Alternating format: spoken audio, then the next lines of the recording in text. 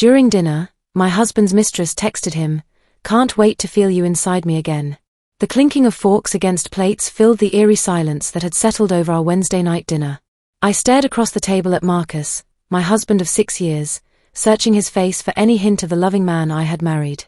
But his eyes avoided mine as he shoveled spaghetti carbonara into his mouth with unusual urgency. My gaze drifted to his iPhone lying next to his plate. A notification blinked tauntingly, as though begging me to swipe it open. Against my better judgment, I surrendered to temptation.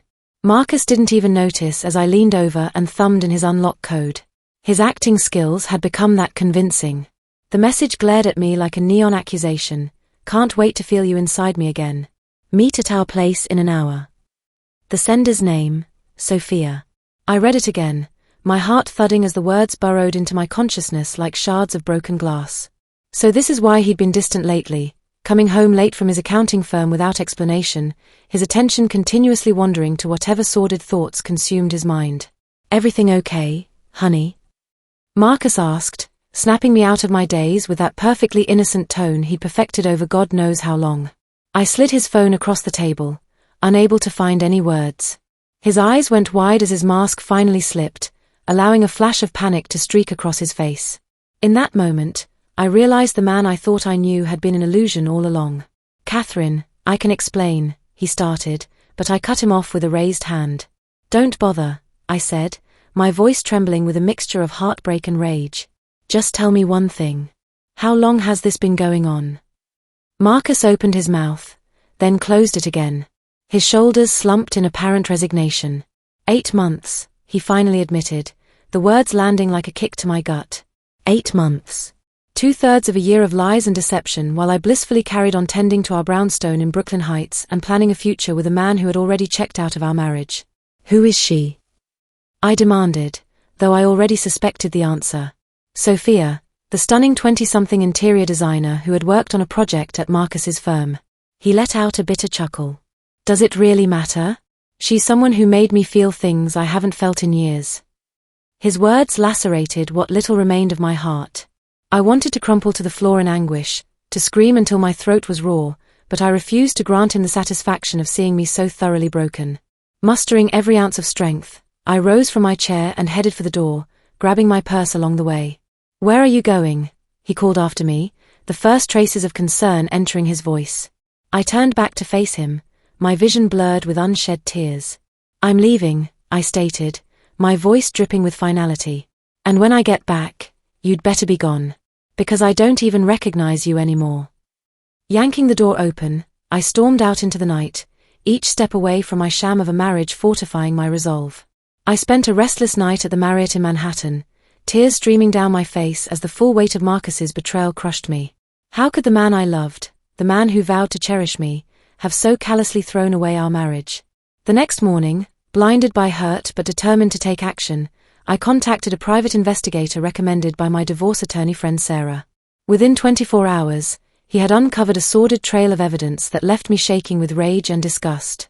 Marcus hadn't just been having a fling with that vapid interior designer. The investigator's report revealed multiple affairs spanning over a year, including emails, credit card statements, and time-stamped photos of Marcus entering different hotels with various women. "I'm so sorry, Mrs. Thompson," the investigator said as he laid out the damning dossier on my kitchen table. "Your husband has been quite prolific in his indiscretions." I clenched my fists, fighting back waves of nausea. One name and face in particular leapt out at me: Sophia, the woman whose taunting text had blown the lid off this whole sordid affair. "I want to know everything about her," I told the investigator, my voice hardening with fury. "Where she lives, where she works, all of it." 2 days later, he provided me with an address, a swanky apartment in Soho that I could never have afforded on my marketing salary alone. Marcus must have been funneling money to keep his mistress living in luxury while I stayed home, oblivious. Consumed by a reckless impulse, I drove to Sophia's place, letting myself into the lobby with the temporary code the investigator had acquired. Her door was unlocked, the perfect opportunity to confront the woman who had helped decimate my life. I stormed inside, greeted by a lavish interior that instantly confirmed my husband's lover didn't lack for expensive tastes.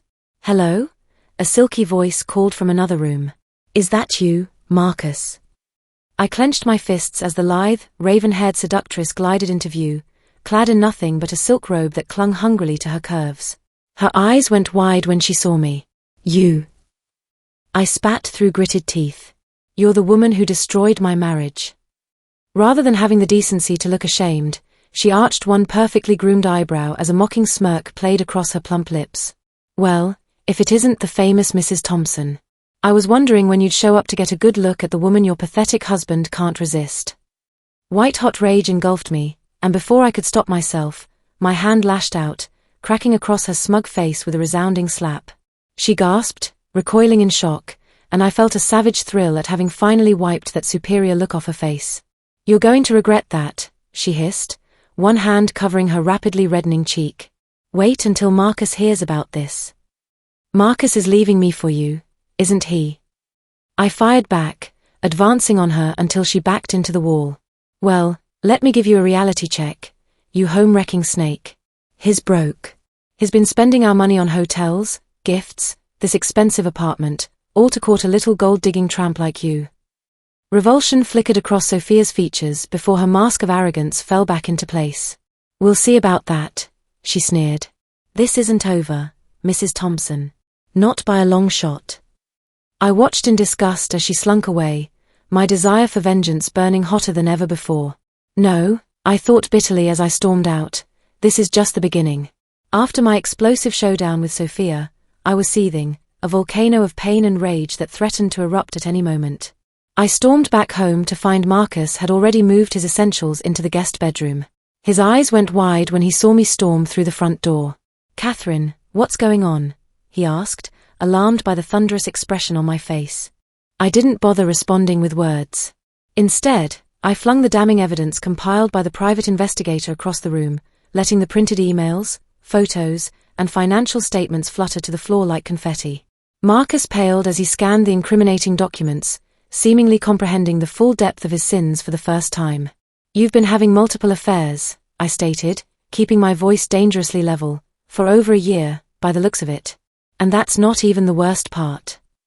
I held up a different sheaf of papers, these ones detailing the exorbitant sums Marcus had been funneling into a hidden account, no doubt to bankroll his luxurious trysts with his mistresses. "The money, Marcus," I hissed. "How could you steal from our own accounts to wine and dine your sluts?" Instead of contrition, anger flickered across his features. He drew himself up to his full height, fury radiating off him. "Don't you dare take that sanctimonious tone with me," he shot back. "You're the one who drove me to this, Catherine. Our marriage has been a miserable, lifeless husk for years. Can you really blame me for finally finding happiness elsewhere?" My jaw dropped at the outrageous reversal, my shock quickly hardening into white-hot fury. "Finding happiness?" I echoed in disbelief. "With that home-wrecking bimbo Sophia? She's not some deep, enlightened woman, Marcus. She's a manipulative little gold digger who's been bleeding you dry." For the first time, doubt crept across his expression, but whatever he thought of my accusation, his stubbornness kept him from acknowledging it. "That's enough," he said coldly. "I want a divorce, Catherine. In fact, I already contacted my lawyer to start the process. I'm done with your judgmental nagging and this miserable excuse of a marriage." The blunt words pierced what little remained of my heart. I recoiled, feeling the room start to spin around me as the weight of my shattered world came crashing down. Through blurred vision, I could make out Marcus gathering up his belongings and storming out the door without a backward glance. Just like that, it was over. My dreams, my life as I knew it, obliterated in one fell swoop by the man who once vowed to love and cherish me until death did us part. Some vow. Crumpling to the floor amidst the scattered remnants of my marriage, I finally surrendered to the urge to scream. Through my blurred gaze, I noticed a familiar rectangular shape peeking out from one of the folders, the deed to our family brownstone, bearing my name and mine alone. In the midst of my father's estate planning years ago, he had insisted on putting the house solely in my ownership, just in case. At the time, I thought his distrust of Marcus was merely a symptom of his cantankerous nature. But now, as the first embers of vengeance kindled in my chest, I gave silent thanks for my father's foresight. I wouldn't be left with nothing after this devastation. No, with the deed secured in my hands, I would strike back and rebuild from the ashes Marcus had strewn around me. If he wanted war, so be it. I was just getting started. The next few days passed in a blur of anguish and fury. Armed with reams of evidence detailing Marcus's serial infidelity and financial misconduct, I marched into the office of Diana Winters, one of the most tenacious divorce attorneys in Manhattan. She was a shark in Louboutin heels, and I would need every ounce of her ferocity. Diana flipped through the documents with a practiced eye, her polished veneer cracking just slightly as she absorbed the lurid details. "Good God," she muttered, removing her glasses to stare at me in disbelief. "I've seen some philandering dirtbags in my time, but your husband is a prime specimen." I managed a weak smile at her candor. "Can you help me, Diana?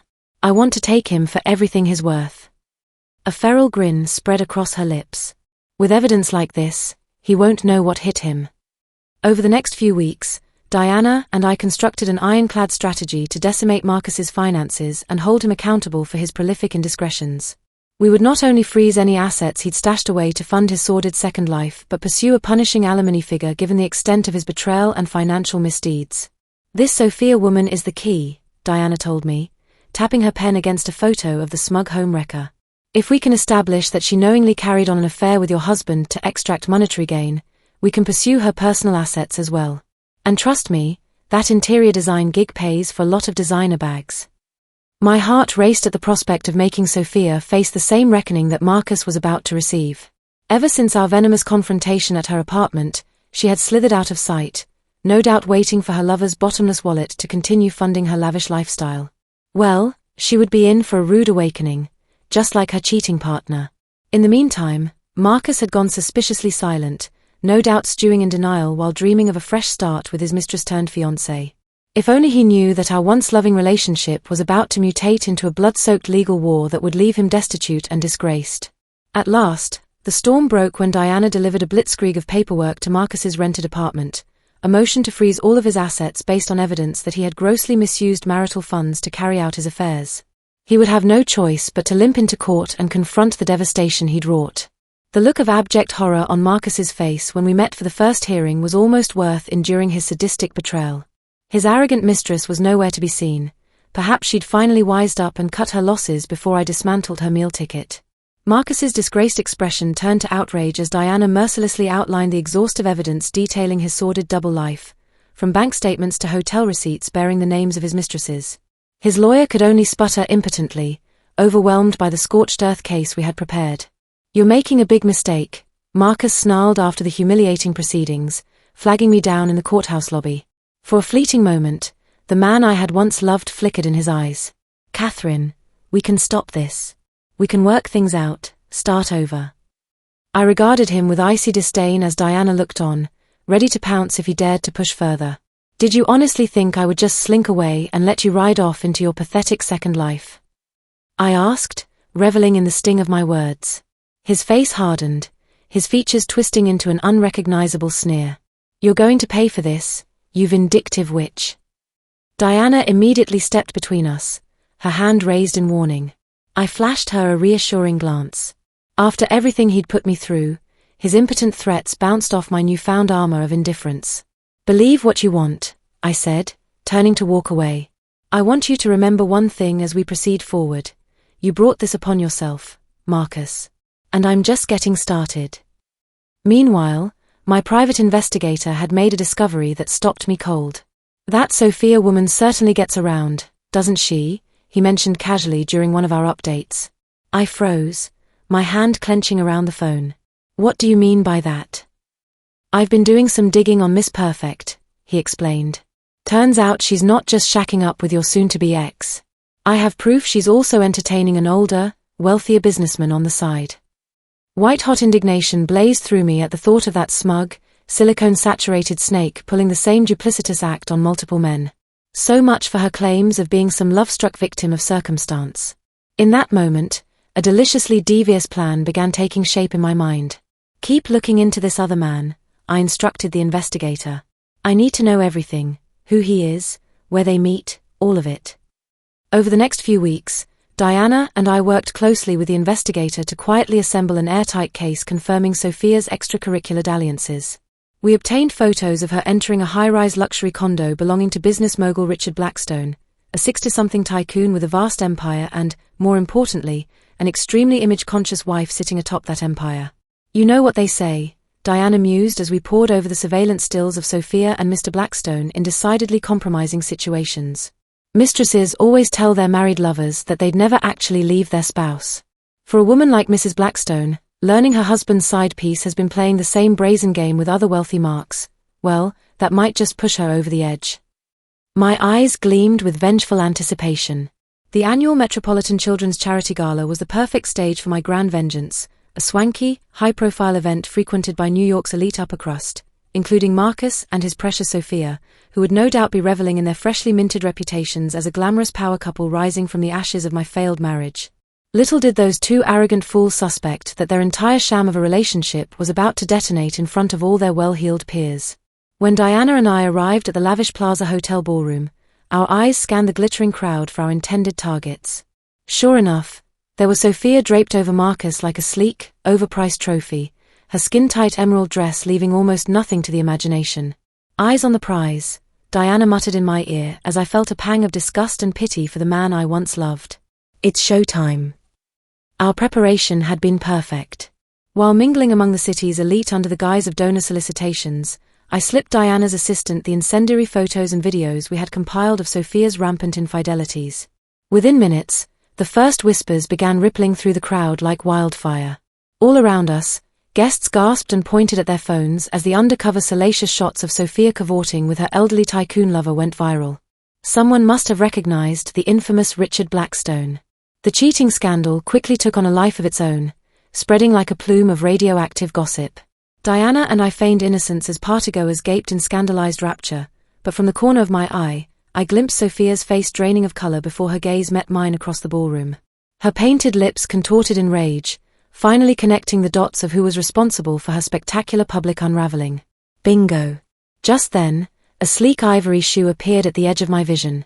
I followed the impossibly toned leg attached to it all the way up to the stunningly furious face of Miranda Blackstone, Richard's scorned, ultra-affluent wife. "You scheming little tramp," she snarled, spit flying as she seized Sophia by her expensively coiffed hair. "Did you really think you could keep making a fool of me behind my back?" With that, Miranda violently wrenched Sophia around to face the crowd, ripping the front of her dress open in a shower of sequins and exposing her artificially enhanced assets to the entire gala audience. Sophia shrieked as camera flashes erupted like strobe lights, her arms frantically crossing to cover herself. My eyes darted across the room to find Marcus staring slack-jawed at his disgraced fiancée, a nauseating mixture of shock and self-pity etched across his features. I watched with perverse satisfaction as comprehension dawned on his malleable face. Sophia had merely been using him as another wealthy plaything to bankroll her lavish needs. What perfect poetic justice that the two people most responsible for nuking my life from orbit were now facing the same brutal humiliation on the grandest stage imaginable. As Sophia finally broke free from Miranda's clutches and fled the ballroom in hysterics, Marcus turned toward me with a haunted, soulless stare. Our eyes met across the crowd of aghast guests, and in that moment, I allowed the full force of my vindication to blaze across my expression. "You did this to yourself," I mouthed the words for his benefit. 6 months after Marcus's bitter departure from my life, the ink was finally dry on our divorce settlement.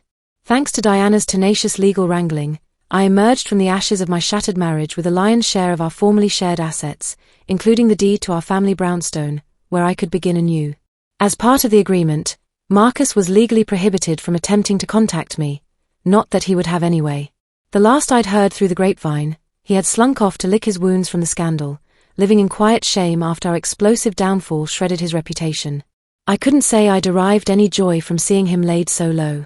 My focus was solely on myself now, on embracing the new chapter stretching out before me.